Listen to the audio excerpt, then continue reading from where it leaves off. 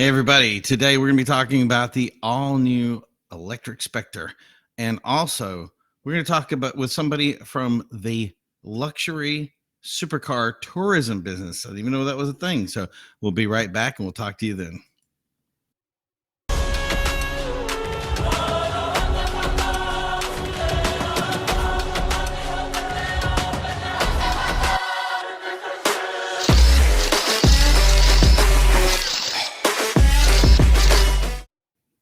Hey everybody, and welcome back to Carside Chat. I am your host, Primo.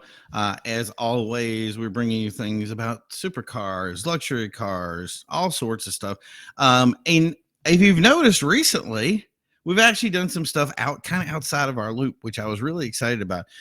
We covered a couple of car shows a little while ago that were Toys for Tots related, and I do want to get into that stuff. I do want to continue to do stuff like this the antique and hot rod car shows. I love that stuff, and I think there's a lot into it that people like. It's very hip, it's groovy. There's a lot of different things that comes with the car world and the car community in general. And one thing that I think is crazy is how expensive some of these cars have become. And I do want to kind of get that wording out there because there's a lot of people now that want to be collectors. And even though if you're kind of the supercar guy, it's kind of big high-end collector stuff, there's a lot of stuff in these back-end markets. The Nova market, for instance, which is really has been bowling up for a while, but there's a lot of other brands that I think Chevelles are just insanely out there right now. But I do want to come into that later and kind of do that coverage, if you will. But yeah, that was the thing is we did. And also one of the big things we did was we covered these Toys for Tots events. I think we posted up one yesterday, and then we're going to get another one coming in on hopefully tomorrow, if I can get the editing done on it quick enough. And that was over at Detail Garage in Warwick, Rhode Island. Amazing event there. Both areas turned out tons of people, tons of toys for kids out there that make sure that they all have a great Christmas and great holiday season. But yeah, that's the thing is I wanted to be able to have that stuff and that opportunity. And if you've noticed, I haven't had a lot of time to be able to put a lot of these video stuff up. It's been very busy. We're working on, obviously this is kind of my second thing, if you will. I don't want it to be a hobby. I'd like to be more of a job for it. But for now, it's the thing is I want to kind of build a legacy here and be able to do the things that I need to. I want to show you guys basically, somebody that's come from nothing where I've come and kind of built up to where we are today, and be able to buy like a supercar or something and show you like how it is and the process to that and how to maintain that positive attitude that it takes to get into that. And we've been in an area now where things have been really kind of crazy. We've seen an uptick of flu, RSV, obviously the one that shall be not be named kind of thing. But that's the thing is we've seen that kind of kick up, and I've seen a lot of people have it. It seems like a lot of people are healthier now, and I think that's a good deal. But the reason I bring it up is because as we come to the end of the year, we've gone longer and longer every year doing these events and doing this coverage. And I want to make sure that we continue to kind of take that year and run with it. Like, don't let it die off. Like, don't get this thing about, hey, we got sick. We got it. Don't let it take you down. Get back in the ring and let's get out there and do some more events for the end of the year. There are people out there that are pushing more for the Toys for Tots events, any kind of charity, that kind of thing. And obviously, this is a great opportunity to start talking about what we're going to have on for next year. So if you have your groups out there and you say, hey, we're going to get together, gather your friends. Don't just be, a lot of times we are a very Ronin-esque, lonely group out there that doesn't connect with people. And one of the problems that comes with that is that you do have these times where it's like, we need to do some stuff together. So that's the thing is there's a lot of opportunities out there now for places like chats and Instagrams and all these different programs out there that I'm probably not privy to. Discord, I think, where you can get together and have your friends and talk about stuff, and do what you need to do. So until then, we brought out a ton of information. We did some stuff, posted up the new video for Bugatti on our channel or on our website, and on our Facebook page the other day. But yeah, don't miss any of this stuff. We're on all these different locations. We're on Rumble, Spotify. Well, we're trying to do stuff with Rumble, YouTube, you name it. all different areas that we try to put this stuff up. If you are seeing this show and you're just hearing it, remember that Spotify has a video channel. YouTube has the video channel. There's a lot of other areas out there that you can kind of do it. We're going to work a little bit with Rumble and see how we can make it work so that we can be over there. A lot of people were like, hey, come over and bring your stuff. So, but yeah, we're going to do that. And so I wanted to get started in kind of what we were talking about today, our main topics. And the first one is obviously this new Rolls Royce and kind of saying like, hey, what's your input on this? What do you think of this car? You know, is it everything it's cracked up to be? So I'm just going to play this is kind of their launch video, I guess. They did a big open reveal of it, and I give you some of my input on where they're going and what the deal is with this, and kind of talk about, the deal with this thing. So if you want to use it, you can go over there YouTube and check it out.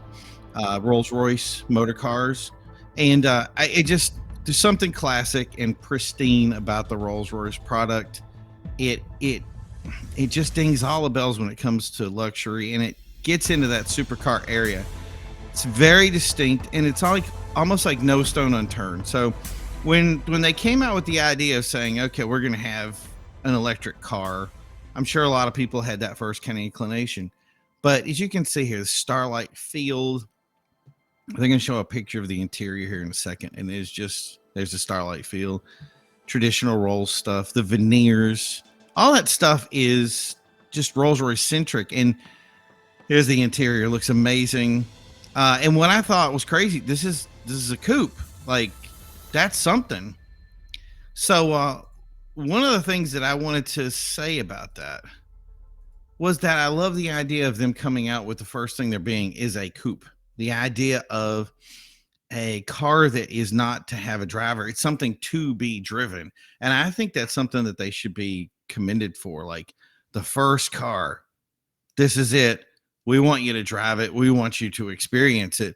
And that just takes it to a whole new level for me. I think that people are going to get into it and say, hey, I'm going to drive this, enjoy it, see what it's about. And I think that's a flip for Rolls. It used to be that you bought a Rolls, you had somebody drive you around. Now today, I think more and more that Rolls needs to start focusing on driver-centric experience. The idea of when I get in the car, I drive it and experience the power.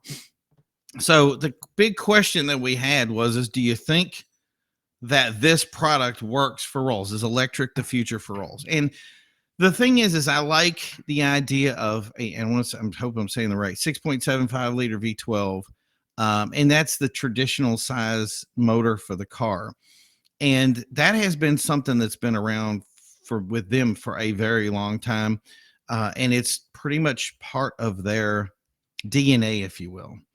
But the reality is that when Rolls came out, I don't really think that the idea was specifically just the engine. There was a concept of silence, and I don't even know the word for it. It's almost a ballerina world. The idea of being able to slip through the world like you're on a boat, like you just have this, you make everything easy. But the idea of that required power and it required a bigger engine. And that was very difficult to reach back in the days when Rolls Royce was brand new. So the natural inclination, every car had a combustion engine, go to that. The thing is, Rolls Royce for electric brings something to the table that they never had access to before, which is that silent drive with all the power. Now, so I think that the electric engine really fits perfectly for the Rolls Royce ideology. Now, the hurdle that you have to overcome with that is obviously, does your buyer want the, silent drive electric engine, or do they want the silence of, that V12 thing? And I can't answer that. I don't know. I know personally, I like the 12, I like the 8. Both of those engines really work for me.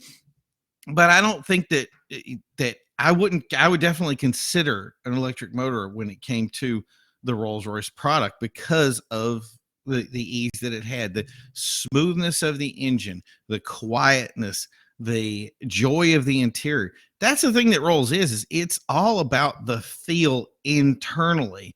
And that's something that it's very difficult to get in certain types of ways that the electric car really just takes it and runs with it. They have hurdles to overcome. This with luxury, it's always a heavy car. You have to have range. The people who own these cars, I don't know how far you guys drive in comparison to some of the stuff that we do with the supercar areas. I want to say the uber luxury world versus the supercar world. Supercar guys will get in the car, they're going to drive for 600 miles, no big deal. And that's the thing is we stop, we fill up with gas. I don't know how it's going to work. If you buy a Rolls Royce electric, it seems kind of like I'm staying within my city area or my area that I'm going to and just go into that market. It's going to be something that we're going to have to keep an eye on. But again, we're going to be keeping an eye on it. And I think that's the positiveness to it that really says, okay, this could be something. It could be the car of the future for them. And I think it works. Another brand that kind of does that well is Lucid. Lucid, I kind of felt like they were trying to be the Rolls Royce of electric cars. But now that Rolls Royce is the Rolls Royce of electric cars, it puts some very stiff competition. The other thing about that is that the people that are purchasing a Rolls Royce are not worried so much about the price points that would keep people away. When Tesla came out, the biggest thing that when I talked to them, I even said, this is something you're gonna have to worry about is the Tesla car had to be sold to people who could buy and afford it and drive it daily instead of an $80,000 car. You're going to need that 30, 40,000 price point. Rolls doesn't need that.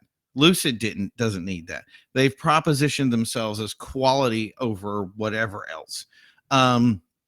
So yeah, that's a big deal. And I think that's something that could be winning wise when it comes to, how they market this product and how they do it. So I think that's a big deal.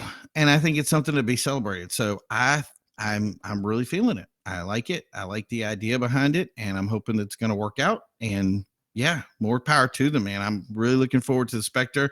I hope to get a drive in it when it comes out. And yeah, I'm all in. So now right after this, unfortunately for the supercar tourism, which is Motorsports Lab Experience, we had the guest Ray Chang, who it's his business, and he does it very well. Incredible work. Unfortunately, we had to pre-record it, so the timing on it was just not available for us. When you deal with busy people, you have to make little areas for them. Secessions, is that the word I'm looking for? I don't know.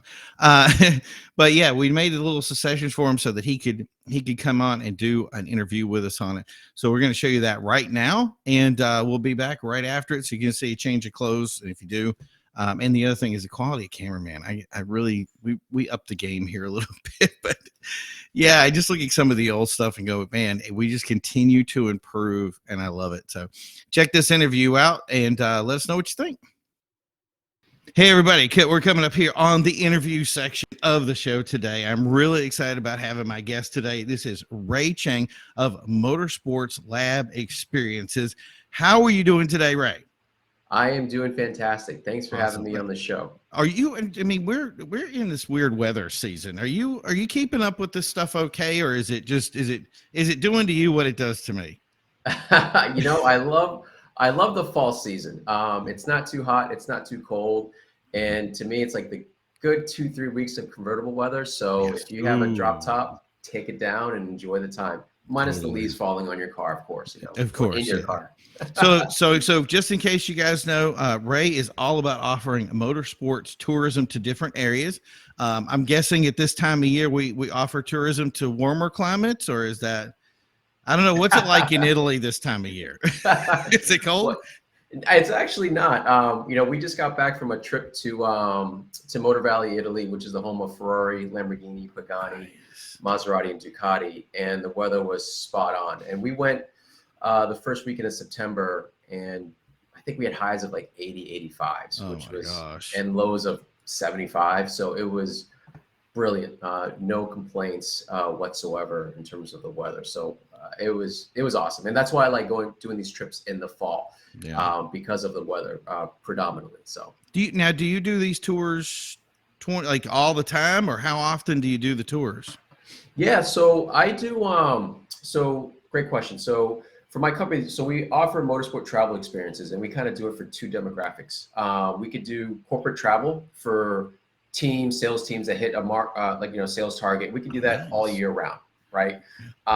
Secondarily, for just normal, consumers that want to do a travel tour, we can do things, obviously custom any time of year. Or what I do is when I lead a tour, I actually do it right around the first weekend in September, maybe at the end of August. And the reason being is that I actually end up going to F1 in Monza. So being a Ferrari and Lamborghini owner and just loving the culture, I lead my own consumer tour of not more than 16, people in my group. And we do a 7-night, 8-day travel experience, in Bologna, which is the, our kind of our headquarters town, so that we can get to Ferrari, Lamborghini, Pagani, Ducati, and Maserati. Yeah, easy. How long are the trips normally? There's 7 nights, 8 days. Yep. So it's a week-long experience. We see, like I mentioned, we actually see 2 Ferrari museums, 2 Lamborghini museums. It's the Enzo Ferrari Museum and then the Ferrari. There you go. You see me leading my tour in front of that's the Ferrari Scuderia Ferrari Racing F1 Racing Team awesome. Factory right there. Yep.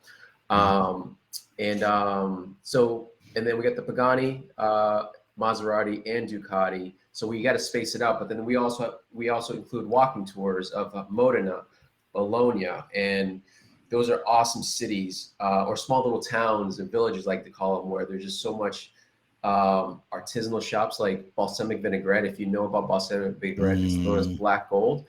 And there's so much history in that food itself that it's protected. It's like UNESCO protected, where they're passed down by family, and they're like 125-year-old balsamic vinaigrette. That's how long they're aged. That's incredible. Oh my God. Yeah. So your stuff is not just there's I want to say a car over theme then, but you're not just doing car related stuff. You're actually going to places, doing experiencing the landscape, doing all sorts of stuff with this, right? Yes, absolutely. So one of our, I guess, biggest questions that we get from couples that want to go on this tour is, hey, I have a non-car enthusiast that's on the trip. Are they going to like it? And the answer is absolutely, because not only do the cars, but we also have so much food and culinary experiences and walking tours of the areas that we live in. And so there's that secondary component to it. And sometimes, we'll add in last minute things, like we went to Luciano Paparotti's house. So if you're big into opera, Italian opera, his house is in Modena. So we just popped in and popped up before we went to the Ferrari, Museum. And then we also add, awesome restaurant experiences like 4-star Michelin restaurants. Nice. We even went to Il Cavallino, which is the restaurant on the campus of Ferrari that just, was renovated and newly opened up. And that's another experience of its own, because it's just housed all this Ferrari memorabilia, engines, and things of that standpoint. Yeah. So there's so much culture that most people don't think about, but a lot of it is driven, no pun intended. Right. Yeah. Right. Right? Driven through the love of cars, because that's where the passion comes from. But a lot of it, you'll, like, for example, Lamborghini, a lot of their archetypes comes from honeybees and the honeycomb shape. You see that in the Huracan and the Aventadors, right? So you have those elements that most people don't realize. They think it's all cars and cars and cars, but actually Lamborghini has this pledge to be, climate friendly, and a lot of the things they test with that is through bees to make sure that, right? Yeah. So most people don't realize these things. We've done that. We've covered that on the show way back in the beginning. We were talking about how this brand that everybody says, is this gas guzzling, blah, blah, blah. And they did so much research on it that I think, and they've posted it up. And for some reason, I think it's one of the most coolest things ever to say passively, without anybody saying or any pressure. They did this research study over time, and I just think it's awesome. Yeah, no, absolutely. And I mean, if you look into Lamborghini, they do some amazing stuff. They actually built their own, real estate development project in Abu Dhabi or Dubai, and they actually sold out of it. It's a Lamborghini designed themed housing, not housing development, but like real estate, condo, complex, which is amazing. So, but Yeah, absolutely. I mean, this is more. I mean, we're leading with cars, but you get the whole Italian culture behind the cars of just that life in Motor Valley. And one of the cool things is that we actually went to a restaurant that all the Lamborghini factory workers ate at, and everybody was like, "Oh, we're hanging out with these dudes." I'm like, "Yeah, we get the whole private room in the back. You know, we're eating the same things they're eating, and it's amazing." I could just see the polos right now because we got the Oh whole, yeah, you know what I mean? Like I had the thing with the, I forgot the name of the racing team that they were doing. Squadra Corse. That was one of them, but this was the other one. It was the IMSA team, and we had all the stuff for Okay. them. And I'm just like, I could just see the Squadra Corsa stuff and like the throw. They were so happy to be sharing their space with anybody, and it was great. That's the thing is I don't see. That's the thing is what you're saying here is experiences, and that's something that I think is huge. I don't even know how to ask the question is there's so many people that want to experience this stuff. They don't see these opportunities. Is there a reason why people don't know more about this? Is there a way we can get the word out? You know what I mean? Because it seems like more and more people tell me, like, you know, what's it like to go over to Italy? What's it like to see a manufacturer? What's this stuff? And then the thing is I'm like, you know, I got a friend that does it, and this is your opportunity. You know what I mean? So Yeah. My answer to that is like I really don't know. I know I created this because I'm a Ferrari owner, Lamborghini owner, and Aston Martin, even though it's not Italian. And I did my first trip to the factory as a factory owner. And the way it worked was, hey, you can go into the factory, but you got to figure out how to get there yourself. And I was like, oh, that's right. Okay. So, and even Lamborghini's like, you got to get there themselves. So I said, well, let me, after going, I saw how I saw the whole process I went to, and I said, let me create an experience for Americans or anybody else that want to go experience, the factories and the museums, but they don't know what to do. And have a community of people to go along with, right? And so that's kind of how it came together was I went through it. I didn't have a community to go. I went by myself and I figured it out. And then, my first group, I went with, 2 extra people. Mm-hmm. Yeah, there's me at Imola.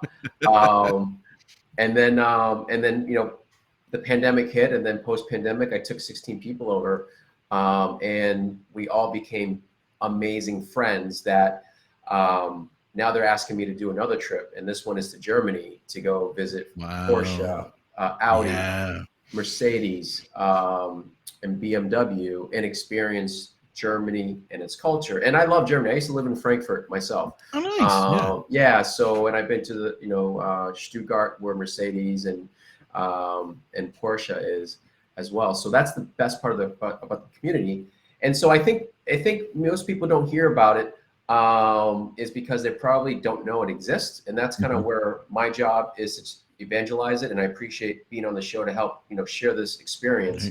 But I also have to say it's, you don't have to be a Porsche, a Porsche owner or a Lamborghini or a Ferrari owner, because there's other museums that are open to the general public that they just aren't aware of. And so that's where I come in, is my goal is to help fill that gap and to say, hey, we can go on these trips, so my role is to help, for example, I have 2 constituents, the corporate, client base, who are looking for unique hospitality retreats for their sales teams, or executive level meetings where we can actually do experiences and also host, conferences at Lamborghini or that's Ferrari, awesome. or even at Imola. We can do those things there because they welcome that. And a lot of the tours I do, we're VIP in a way. That was the thing I was going to ask too, because I think that the manufacturers right now have to come to terms with the idea of being able to support their buyers, their clients, however you want to word that naming convention, but support the people that are supporting them per se. And that's the thing that always makes me wonder, because you see, I guess the word is that people, they try, but then you get stuff like this where it's like, this is where I think the real outreach happens. That the idea that there's this open door and people can come in and just hey, I want to go see this. And they go to you and you offer that opportunity for them, and now they're out there and they're actually seeing it. And I don't think that could ever happen at a dealership. Do you see what I'm saying? And that's huge. So that's the thing is if they're looking for that opportunity, and you were saying it, you're getting VIP experience, which is so much bigger than, you know what I mean, just saying, hey, I'm going to passively go that. With the German thing, it used to be European delivery. And I remember I walked into BMW, Porsche, we were doing all this work, and all of a sudden somebody says, you could take delivery of the car over there and then it'll be shipped over afterwards. Like, you can actually drive on these things. A lot of that stuff isn't offered anymore. And here it was that I was like, and then with the pandemic and everything, that changed the dynamic. And I just think that this is a niche area that you have here that is just an incredible opportunity. Do you know what I mean? Yes, and thank you so much for saying that. Yeah, my job is to fill that gap. I obviously, as a Ferrari and Lamborghini, even Aston Martin owner, I know the shortcomings of it, right? Even right. Like I'm really lucky and blessed to have these cars. I mean, when you have 16 of them, with pre-pandemic with my racing school, it was still the same experience. It was like you go buy it and you service it. I wish they would offer more unique things besides, oh, let me just track these cars. Right. I really want to know about the heritage. I mean, you walk into Pagani and in the museum, how it was created, right? Like you knew that, Horacio Pagani actually, I think had an initial job with Enzo Ferrari, but he stepped away and he went to work at Lambo, right? And he worked on the 25th edition, anniversary edition of the Countach, and people don't know this stuff, but I mean, he's Spanish, and so he worked his way. He was looking for apprenticeships or internships, and most people don't know these stories around it. And when we were at Pagani, we were lucky enough to have a factory visit, and we saw the Utopia hidden in the back. Yes, right? Nice. And we saw the now I'm wing jealous. of the Utopia. Yeah, it was like really cool to see that facet. And when I was last at the Ferrari factory, I saw the 812 Superfast, like the back of it, where all these guys were checking it out before it got launched. So it was really cool to see these things. And my goal is to hopefully, I don't think it's ever going to happen, but I'm hoping that there'll be a point that there may be some relationship with the OEMs where I can create experiences. But the biggest I think once they know, they're going to, I'm going to say it like this, and maybe this is the wrong way to say it, but I think once they understand what you're doing, I'm going to say they have to. Not they will or they want to, that they have to. That these experiences that you said it, the passion that goes into the purchase of a car, people don't realize what it is if you're just behind your daily commuter, I get it. You're not interested in going to the factory in the middle of some place or whatever. But if you buy your car that's your passion project, the car that you dream about, like when I first picked up my Porsche, or the first time I drove that Lamborghini, and here it was, the connective tissue in it, that's just that topical stuff. Those things have so much history, so much art that goes to them, so much design, that it can't be simply done by sitting in a car, and it becomes a bigger passion. And I think it needs to be fed. It needs to be. What you're doing right now is exactly what our community, our entire thing is literally begging for. And some of them, I think this is something that they didn't know they needed until they hear it and go, oh, where has this been all my life? So yeah. No, thank you for saying that. I know, it's for the point where, because I'm representing a few different brands, I also understand that there's some corporate, moting, so to speak. They're trying to create a moat. If you're a Ferrari owner, you don't want to be a Lamborghini owner. But the fact of the matter is, when you're a Ferrari owner, you kind of have a Lamborghini anyways, right? Or a Porsche or a Mercedes. So to me, it doesn't really matter. But I can't stop the marketing departments of whoever. But I'm hoping that along the way that maybe they'll give me an opportunity to say, hey, we're just gonna do a Lamborghini focused experience. Like we'll just do only Lamborghini stuff or only Ferrari things, and we'll leave it at that. And I'm happy to create things like that. That's what I love. But I know they can play the same sandbox, because there's a trade association called the Motor Valley Association in Italy. and Lamborghini, Ferrari, Ducati, Bugatti, they're all part of it. Like they're Of all course. friendly Right. with each other. So Mhm. I don't see why that can't be, you know, a happy medium for me to lead a tour for all these brands. You know? I still to this day, it was a joking one where we're obviously we ran stuff with Lamborghini, and we go over and the Ferrari guys were there. We were like, we're going to sit down, and they had a stogie and wine, and we're sitting there doing the thing. And he looks over and he was like, "Oh, which one are you from?" And I was like, "Oh, I'm from the Lamborghini group." He goes, "I don't know if we should give this guy the wine." And it was a total joke. Like we had this very friendly rivalry amongst each other, and it was the thing is we're both passionate about the same stuff. We don't kick each other out. We all drive together, but we have those friendly rivalries that are so fun to do. And like you said, they already know that this stuff is important. I know Lamborghini for sure would be a company that would just jump right on board with something and just, you know, their social media right now is through the roof. They just are nailing everything when it comes to that kind of stuff. I do wish that some of these other brands would get into it. I think McLaren could do really well with theirs, and obviously Ferrari has a very passionate thing that they go behind. I don't know if they really they really kind of get into sharing it with the world kind of thing. I would like to see some of that change because people don't realize that right now, and especially in the next coming years or so, there's going to be a lot of people coming into wealth, and they're going to want a brand to purchase. And if that brand was, say, you know what, I went with Ray on this big thing, and it was a VIP thing, and we hung out at the dealership, and we saw the stuff, and maybe they can't afford the Aventador or the next big car that they make, but they can get in the door with a Huracan or a Gallardo or whatever. Yeah. And the thing is that is anything that's on the top of your mind is what you're going to get. I hate to say it like that, but like, hey, this is the guys I was with. So many people in this stuff do. If it's a passionate product, they purchase from passion. So that is a huge deal for them. Do you have a lot of guys that people that come on your tour and then they're afterwards they go, okay, that's the brand I want, or are they already usually entrenched in the brand before they start? Yeah, so it's a mix, right? So we have, like, the last group of people I took in 16. One person was like me. We had Ferraris and Lamborghinis already. One person was a Rolls Royce owner, and he was looking at buying a Ferrari. Another person he owned a 458. He wanted to get an Especial. But then we went on a Maserati factory tour. We saw the MC20s get built, and he's like, I may switch to an MC20, right? Huge Maserati fan here, so yeah. Yeah, right.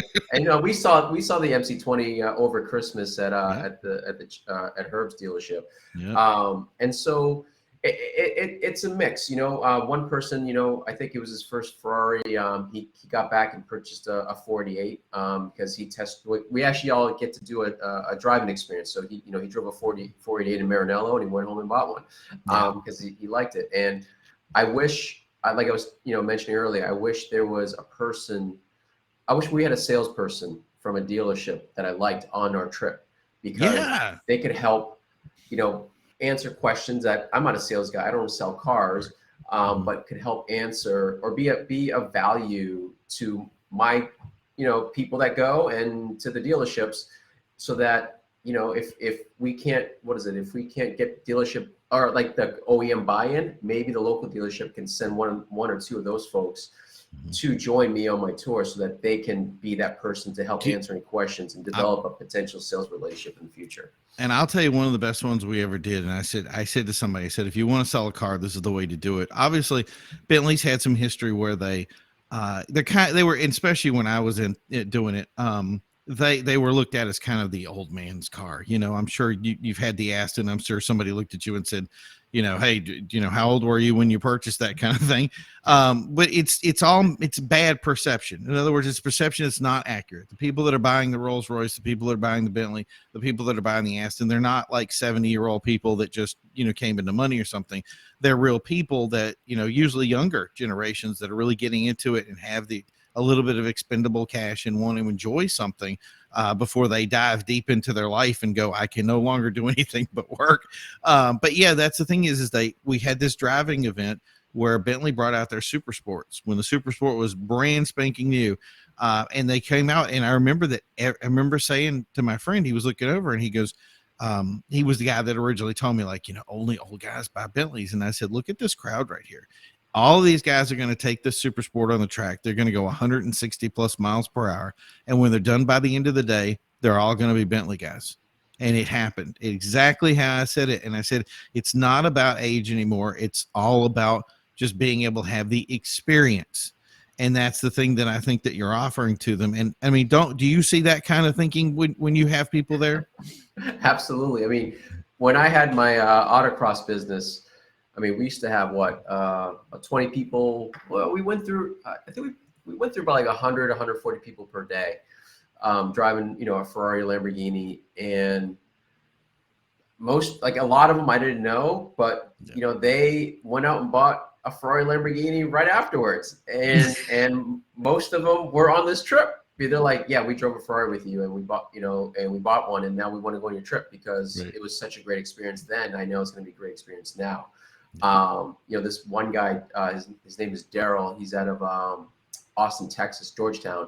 Nice. He when I sent the email blast for the trip, he was one of the first guy that registered, and then he registered his friend from Australia, and he's like, we're both going. Right? There's no questions. He was like, I'm in. Like, I know you guys. You came down to Austin, Texas, at Barton Creek Mall, did an autocross experience, and I think he drove both Ferrari, Lamborghini, and he was in. So absolutely, that's kind of the way it is. Once you drive it, you experience it and you love it. And for me is, we get to push it, right? Unlike dealerships where you can't push it, it's just you go into the street. Yeah, you get the acceleration, but to be able to do some cornering autocross style, I think it just brings a whole different flavor to the mix around that. And so, yeah, people get bit. Motorsports tourism. I think it's got a ring to it that's just it's gonna catch on here. I'm telling you, we're gonna get this out there and watch. Something's gonna happen. The word's gonna get out, and you're gonna be like, I don't know if we can stick to 16 people anymore. Yeah. Well, I mean, it's for the consumer stuff, the ones that I go on that I love to do. If we have more than 16, that's not a problem. I just won't keep the groups bigger than 16 because that one tour bus, I want you to make lifelong friends. Mm-hmm. And actually, my last trip, there was a young lady by the name of Amy. She came from San Diego. She's not a She's not a blatant car enthusiast. She's a latent car enthusiast. Right. And she loved the trip so much because she got to see it through the lens of car enthusiasts that she's like, sign me up for the Germany one. Yeah. It was just that way. Right there. Yeah. Italy, right? Germany. I hate to say it, but if you're going to do 2 trips, there's your 2 trips right there. And that's the thing is yeah, I think what you're saying, like you got this many days to compact all this stuff in, and it really does and the people don't realize the driving, like the areas, the stuff. And I'd be going just to write down food recipes. That would be my thing. So I got 2 more questions, and one being, before we go, but I wanted to do this one. Can you explain the deal with this car? Because this was something very cool. Oh yeah. So this is a Ferrari P80 /C. It's a concept car. It's like only one-off concept car that Ferrari made for one individual. It's a Hong Kong businessman, and he just wanted a prototype, and this is based off the 488. And Ferrari granted his request to make a one-off prototype for him. That's awesome. And that's amazing because Ferrari doesn't do that for just anyone. Yeah. And the great thing is that the museum does change its what's showcasing. So when I was last there, this is a brand new showcase, right? I love that. Yeah. Yeah, and I mean, actually on my blog, I'm actually going to be chronologically all the Ferrari models ever made, and we started with the Alveo that Ferrari made when he was with Alpha, and then we moved on to the 125S. So I do that just to kind of for fun, for people to understand the number of cars that Ferrari creates, and some of these one-offs are just so amazing that when Ferrari does their museum changes of exhibit, you get something new all the time. And I'll add that some of our downtime in Modena, there's actually some unique exhibits in the museums, not related to Ferrari, but there's like a chassis museum, right? Where they talk about all the different chassis ever made. And most people don't realize it, but a long time ago, and this is like more education you learn, is that Ferrari didn't build the chassis; they just built the engine, and and they had to find a chassis maker to create. So that's why if you hear all the same, oh, this is a 2+2 or wide body, 125S, da da da. It's the same engine, but it's a whole different chassis, right? And that's where people didn't understand that, because today it's always one car and that's what it is. A long time ago, it was different. People don't realize the changes that have happened like over time. Like bringing people back to like the 70s and 80s about how like simple cars were, that you were like, okay, well, why is this fast? I'm like, because it's a go-kart. Like, really, it's an engine with a chassis that's just made to get. These guys thought about racing, and they've thought about going fast their whole entire time, and that's what was their thing. And then it became, I want to say in the 90s was the first time somebody said, look, if we don't, and I want to say Ferrari, especially with like the 355 when it came out, it was the first time that they looked over and said, we have to build a car that is going to be creature comfort oriented. We have a lot of these other companies that are trying to compete with us, especially when you have the Acura NSX, which is making the same kind of power as like a 348 for like half the price or something like that. It's time to wake up. And these guys, it's the Japan market. People didn't realize how fast they were going. And then you go back now, we have the internet. We can see stuff like Super GT, which was JGTC back then. And you go, whoa, there was a huge market, a huge demand for all this stuff. And now these manufacturers have brought it up to this new level. And it's just, 1,000 horsepower Bugatti. Like, think about that. Like, that's just, it's a daily car. It's got AC. It's got everything. In the 90s, people don't realize how tough it was for us to think about that. So before we go, I got to ask you one other question before I give you this stuff is, of all the places you've been, do you have a favorite? Just generally traveling or based on my tours? Let's base it on your tours. Yeah. Because somebody's going to want to do it too. It's going to be very interesting, but I lived in Europe for a long time. I lived in Prague. I lived in Frankfurt. I traveled through all of Italy, and the town of, I guess, Bologna and / Modena, which is like right next to each other. Those are two of my favorite cities. Modena is really small, but Bologna is still a medieval city with its own church. The bucket. Yeah, and so, and I'll say I'm gonna just lean towards Bologna a little bit, and I'll tell you why. Is that when you go to Bologna, it's such a beautiful place. It's not as big as Modena, but you're still in a medieval city, and restaurants don't open until 7:30. Right. That's hilariously cool. Yeah.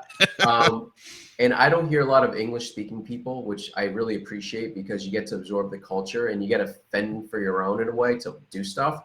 When I was in Milan and, Firenze, like everybody spoke English. Restaurants are open all the time. So there's just so much.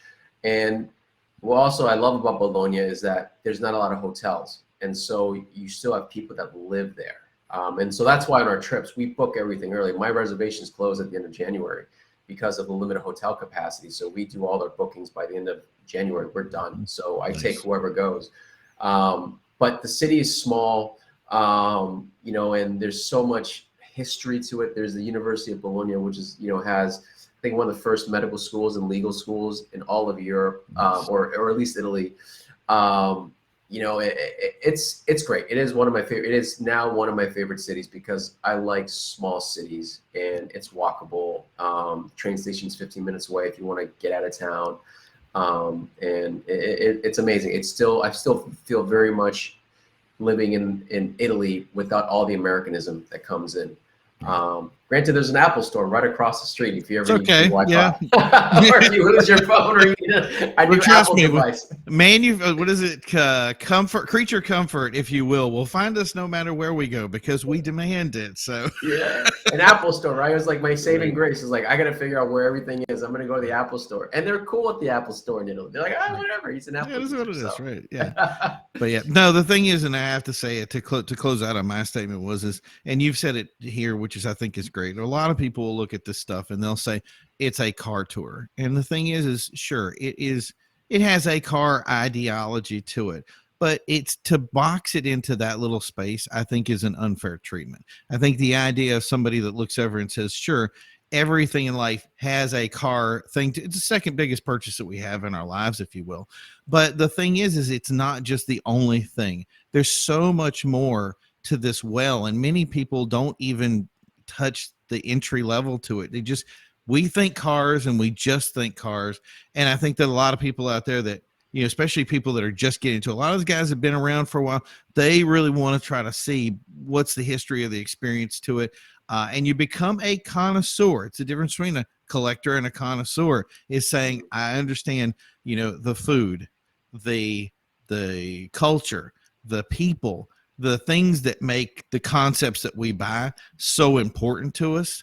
And I think it solidifies the belief system that we have, that understands why the Ferrari has a horse on it, why there's a bull and a Lamborghini symbol, why that, the passion that goes into a Pagani, and where that heritage came from, and how that person lived, how they ate, and it changes the way you think.